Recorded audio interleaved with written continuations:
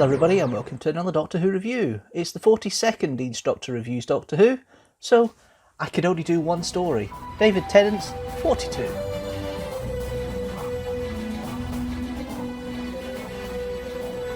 So, 42, which is the 7th episode of Series 3 of the new series of Doctor Who.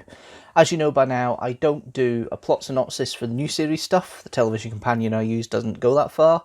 So we'll go straight into the plot line, straight into the story, and just a quick discussion about what I think of the story. So 42, written by Chris Chibnall, who is of course the current showrunner for Doctor Who. This is his first effort for Doctor Who, if I remember correctly.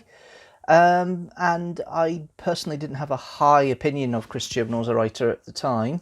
Nice reappraisal 14 years later of that, which I'll get to in a minute. So the Doctor and Martha turn up on a spaceship which is falling into a sun. All the power's gone. It's very enclosed, claustrophobic space, and the crew, which is fronted and captained by McDonnell, is trying to fix the ship, trying to get the ship working. There's been emergency shutdown of bulkheads from the front to the back of the ship, so everybody's trapped more or less at the back of the ship, and they've got 42 minutes to try and get the engines working again. So while that's all happening, crew member Vash, who is McDonnell's husband, has started feeling ill, and in the sick bay you've got Abby trying to find out what's happened to him and use the scanner in the sick bay to find out what's wrong with him. He feels like his temperature's building up and he feels like he's burning from inside. They soon find out that basically he's been taken over by a power that burns everybody up and literally can fry them to pieces as various members of the crew start to be seared alive, I think is probably the way of it. Burn with me is the phrase they say, and that probably works quite well.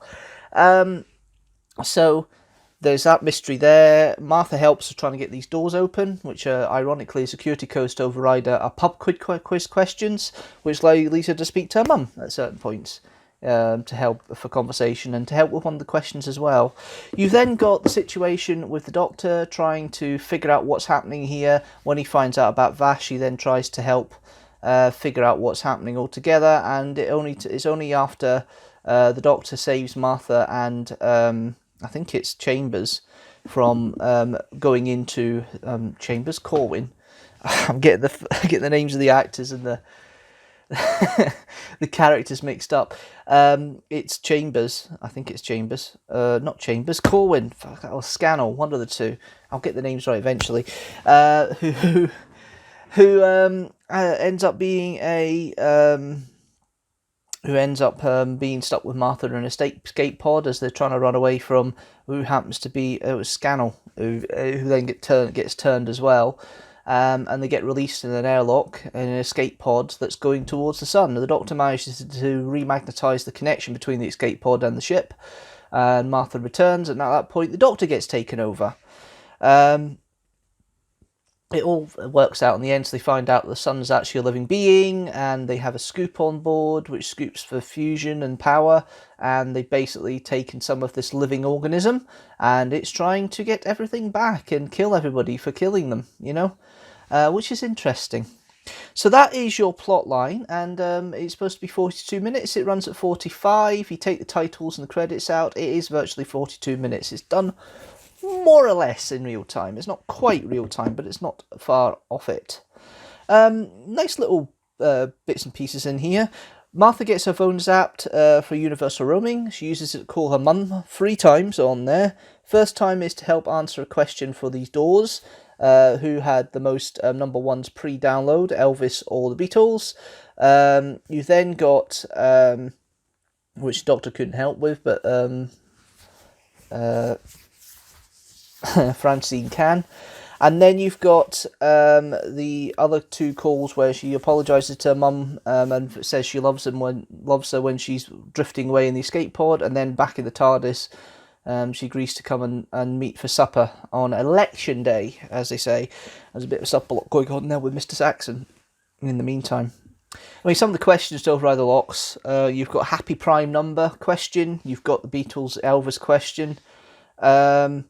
There's the bit where Martha gets TARDIS key at the end, and you've got the Doctor mentioning he could regenerate when he's been taken over by the sun, and trying to warn Martha of that. Don't know whether that would be the case or not, whether the regenerative process would work for that, but it's good he's warned her, so he's aware of it. Overall, the casting, David Tennant's the Doctor. He's like a glove now. You know the Doctor. You get the anger very quickly where it's needed. You get the buddy chumliness that's there. It's the fact the crew kind of comes into his own and believes him and works with him quite happily and quickly when it comes to the trying to fix the situation. He just steps in and just becomes the Doctor. It's very free-flowing. Tennant's very good at the acting and pain bit, especially the bit when he's taken up with the sun and they're trying to freeze him to try and stop the sun taking him over. But the stasis unit gets sabotaged with the power. But the whole thing with the Doctor at that point was very well acted by Tennant and very fun to see. You've then got Freeman Agyeman, who's playing Martha. At this point, Martha knows her role, knows her place, seems comfortable in the TARDIS. This whole thing about the Doctor, Martha going on adventures, and Martha being very independent about it. It's brilliant. She plays it fine. She's fitted into the role by this point. She was a little bit uncertain, a bit unsure of the character at the beginning, but she's fitted in like a glove, and you can see why Martha returns in later series, because she just got it. She's just got the character down pat now, and nothing grating about her at all. Nothing annoying. It's just a character trying to help out, and that nice little bit she had with Scannell. Corwin was quite nice as well. Or was it Dev? I can't remember. It's one of the characters. You know what? I get really confused with the names in this one. But then again, I've got this back of my mind here about the love of the story the first time round, or lack of. You've then got the other supporting cast. They're all pretty solid. The interesting one is Vinette Robinson, who plays Abby, the Doctor. Funnily enough, she plays a more important role as Rosa Parks in Series 11's Rosa.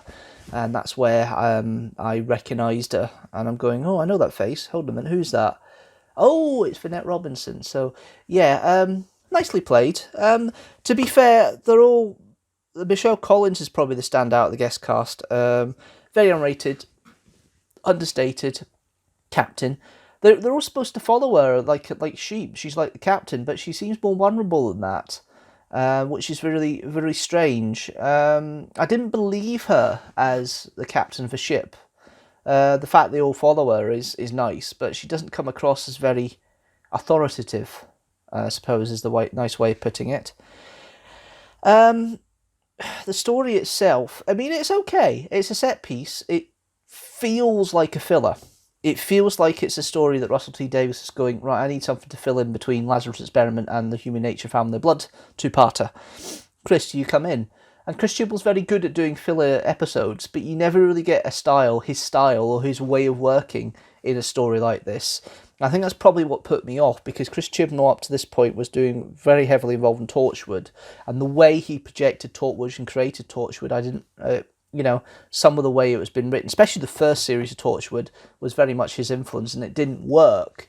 And Chibnall's very good at writing decent-ish stories. The problem is he's always used as a filler writer until he becomes the showrunner, and it doesn't work. And he's more than that. We've seen that now. He's more than that. I mean, the story goes along at a pace. It's a nice idea. The ship could be engulfed by the sun within 42 minutes, and that kind of tension racking up. And it works for most of it, although it kind of breaks after the Doctor becomes engulfed by the sun. That tension kind of fades a little bit, because the countdown works in the right places in the early part, because there's a vision of the countdown, a static shot of the countdown from one of the screens in the ship, and it works to an extent, but it doesn't. The tension doesn't really build up to the end as well as it could have.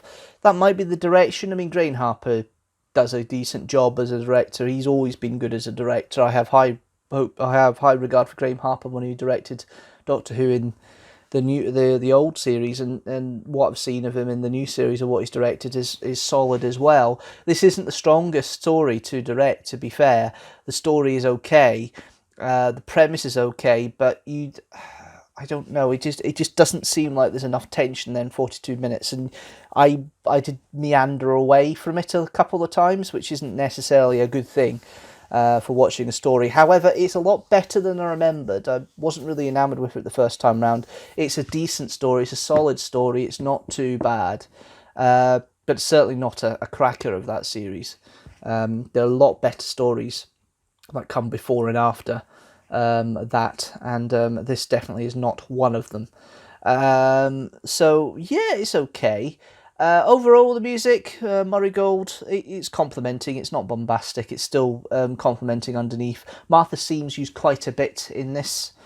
He's building on that as the series goes on, and it's coming very closer to its crescendo at this point. So Martha Seams used as the main motif here, which is not too bad. Overall, it's enjoyable enough. I mean, if you watch it through the series and you binge watch series 3, it's one of these ones you can easily forget. It's not the best story of the run, as I keep saying. It's not the worst. There is a couple of clunkers in here. The one previous to Lazarus Experiment is not one of my favourites of series 3. Just the execution's all wrong. This is more static, more staid, more standard the fare for Doctor Who at this time, but it's not stand out, and on the back of that I would only give it 3 TARDISes out of 5. So a fairly low review for me for a Doctor Who story from David Tennant's era, but let's see how it matches up with the rest of the stories so far reviewed. 42 joins The Idiot's Lantern, Battlefield, Arc of Infinity, Warrior's Gate and Silver Nemesis with 3 TARDISes out of 5. At the bottom is still Time Lash with 2.5 TARDISes out of 5. At the top is still, with 4.5 TARDISes out of 5, The Happiness Patrol, Inferno, The Day of the Doctor, The Caves of Androzani, The Tomb of the Cybermen and Dalek. That's it for now. Thanks guys for watching as always. Leave a comment down below what you think of 42. And let me know what your thoughts and feelings are of it. If you like this video, don't forget to like it and share it with the hashtag teamstructor. And if you like the channel as a whole, don't forget to hit that subscribe button and the notifications bell so you know when a new video comes out. Also, you can be further part of Teamstructor by joining us on Patreon. For as little as $1 a month, you guys can join in and get extra perks and benefits. Check out the Patreon at patreon.com/Deanstructor. General rule, new video every Sunday at 4 PM GMT, and next week is a Kidstructor for Button Moon. The last of the 6 we recorded, well 7 really, that we recorded back in July with Sophia, Fraser and Jamie. That's it for now. Thanks guys for watching as always, and I will see you next time. See you next week. See you later.